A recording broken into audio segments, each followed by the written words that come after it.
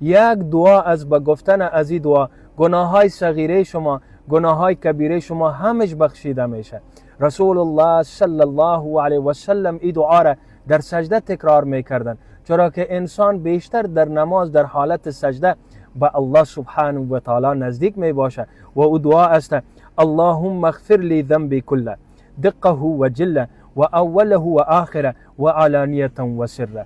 ترجمه از این دعا است: اللهم اغفر لی ذنبی کله، یا الله تمام گناه های مرا ببخشید، دقه و جله، چی گناه های صغیره ما است یا گناه های کبیره ما، و اوله و آخره، چی گناه های اول ما است یا گناه های آخر ما، و علانیه و سره، چی گناه هایی که از ما پوشیده شده و یا هم علنی شده. ببینید چقدر دعای مختصر و جامع است. به ذریعه از این دعا شما از تمام گناه هایتان از الله سبحانه و تعالی بخشش میخواین. این دعا را از یاد بکنین، در زندگیتان معمول بسازین.